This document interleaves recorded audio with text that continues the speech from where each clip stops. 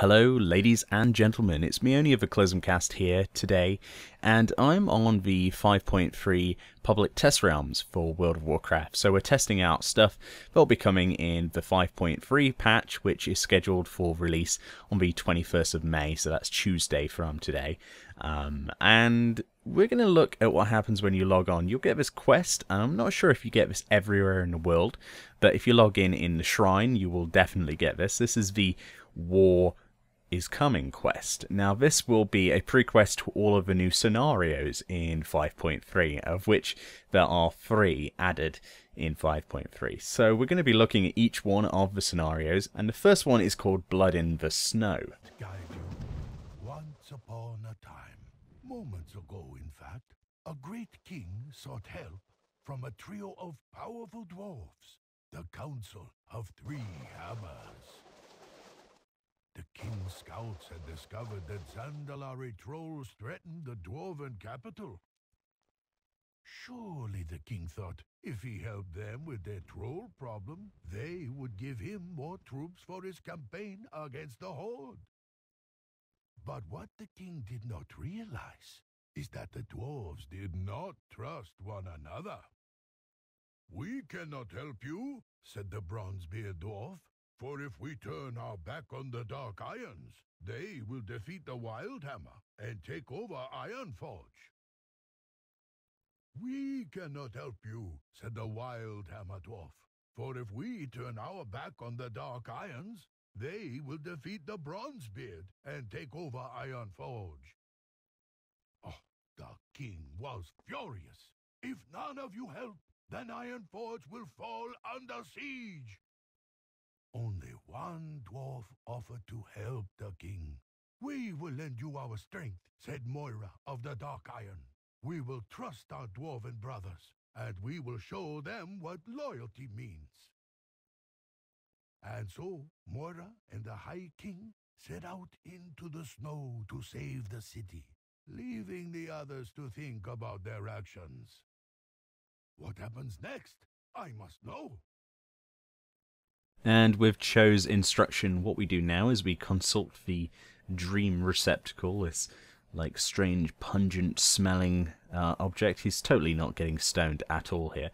So we go over to this and we interact with it, and this allows us to queue through the looking for group system for the Blood in the Snow scenario, which we have a quest to complete. So we're going to do that now, and we're going to skip ahead until we actually get in it. And there's a lot of lore segments, so I'm going to there is a lot of spoilers obviously in this, and I'm going to leave them in so you can listen to them, and I will shut up when they're happening. Okay, so let's go for it, shall we? Blood in the Snow. This is where my agents tracked the Zandalari. Shimmer Ridge. I know it well. The Frostmane trolls breed and plot atop that snow-blown mesa. I can only imagine what foul business the Zandalari have with them. We've lost many mountaineers to this freakish storm, or the trolls slithering about in it. Yes, this weather is not natural. Aye, I am loath to send my men into that. It reeks of ambush and bloody disaster. My champions will go. They will see what can be done, and rescue who they can. If they can stop that storm, I'll lead the Forge Guard to the top myself. It's heartening to see you here, Moira. You have my thanks. Indeed. With the aid of your champions, the Dark Irons will put an end to the Zandalari threat in Dunmarrow. We will prove our loyalty to the Council, Ironforge, and the Alliance here today, and with our own blood. Farewell, Queen Regent. I'll see you when it's done, King of Stormwind. So with that lore out of the way, we obviously have some stages to do. Every scenario has stages. Stage 1 was actually listening to that talk. Stage 2 is to actually go and rescue a particular dwarf. Now there's a series of dwarfs that need rescuing. The Zandalari have actually captured some of the dwarfs around here, and have put them on spit roasts. They're trying to cook them and eat them. So what we have to do is go over there and kill the respective trolls in that area, and rescue the dwarfs in question. Now, there are 3 or 4, I think, dwarfs to rescue, so let's go do that. There's a lot of very basic trash in the way, and there are berserker mobs, these troll berserkers, which basically are each of the targets, basically, that you have to kill to free the respective dwarf that's being cooked. So we'll go and kill those now, and then we'll skip on to a little bit more of an interesting point in the story. Oh, by my beard, I thought I was done. Oh, thank you. Oh, right, now, did the human king send you? Oh, his spies are all dead, and most of us are too. I saw him dragging Bullbrew, kicking and biting towards some hut south of here.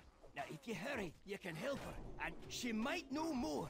But stay away from the big village. There's dozens of mad So I'm actually going to speed this up because, you know, standing around watching me kill trash is probably one of the most dull moments. So we're going to go hyper speed for this, actually, test it out. I've not done this in a very long time, actually. So let's hyper speed it all the way up to the next encounter with a dwarf. And we'll be doing this for all of the bits that aren't important until we get to something that is either a challenge or a lore segment. I think you'll agree that's the best way to do this. And the biggest reason I didn't just cut to the chase to the next section with the dwarf was because I simply wanted to show how much trash there was, only speed it up so the video wasn't massively long, and show the actual flow and direction of the scenario itself. Oh, that was a close one, thank you. There's only a few of us left. The ones they don't eat, they butcher at some big altar. It's just northwest of here. If you hurry, you might be able to save some. Sorry, I don't know anything more.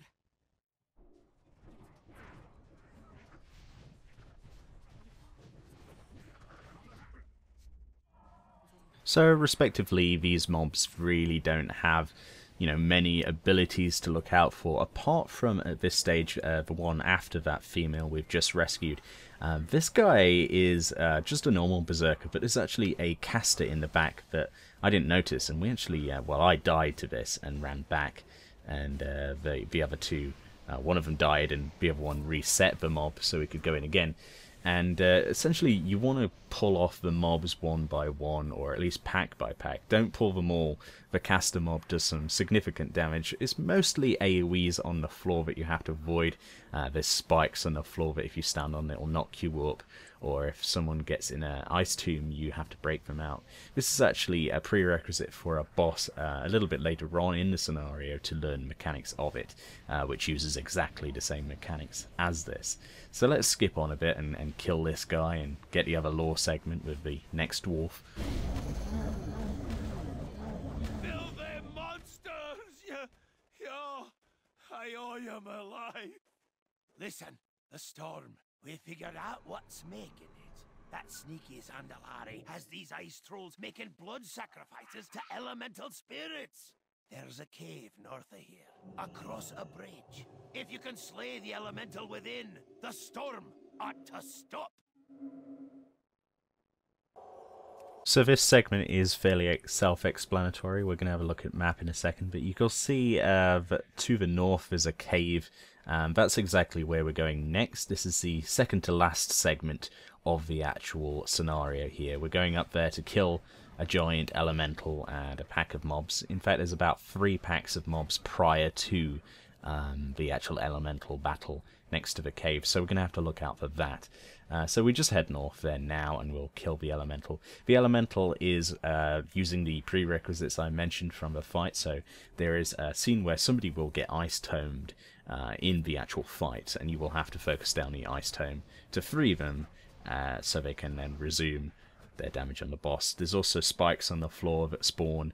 You move away from them before they pop up, or you get thrown up in the air and take significant damage. And there's various other things, such as standing in an area that's frosty will basically increase the amount of damage you take from frost, and also do some damage over time to you. It's a fairly self-explanatory boss though, so we're going to kill this now pretty sharpish and move on to the final segment of the scenario. The King's champions have done it. The storm has ended.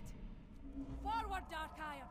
To battle we march! You may have stopped the storm, but you cannot stop the will of Zandalar. You will die here. All of you. So this final stage is actually, well, it looks like a bit of a clusterfuck, and that's because it is, really.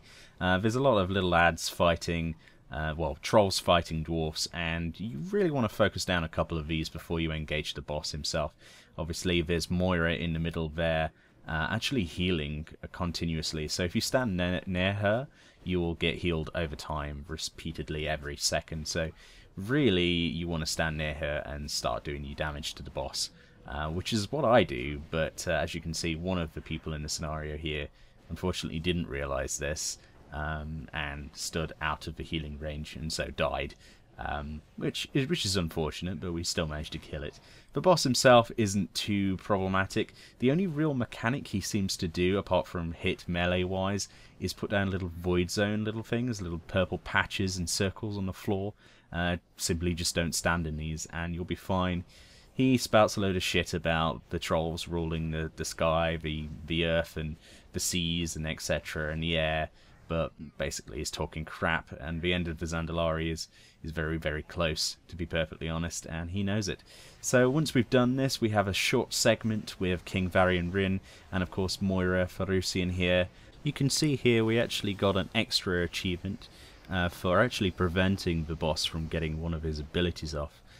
It says the name of it on screen, but I actually didn't see him cast that, so I'm guessing that the other guys were focusing on interrupting that or whatever, but yeah, so we got an extra achievement here on the PTR, yay, so you can do that by preventing him from casting something.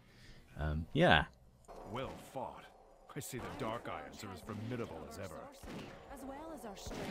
And that's pretty much the scenario, guys, so hopefully you have enjoyed this video. If you have, leave a like, and I will make sure to continue this. I will be continuing this in a series of 3 videos looking at all of the scenarios. And of course, for more PTR content, be sure to subscribe today. Thank you very much for watching my video. My name's Meoni, and I'll see you next time for, I think it's The Dark Heart of Pandaria. Alright, bye! Hello, ladies and gentlemen, Meoni here of the Now, I have to, so again, we are using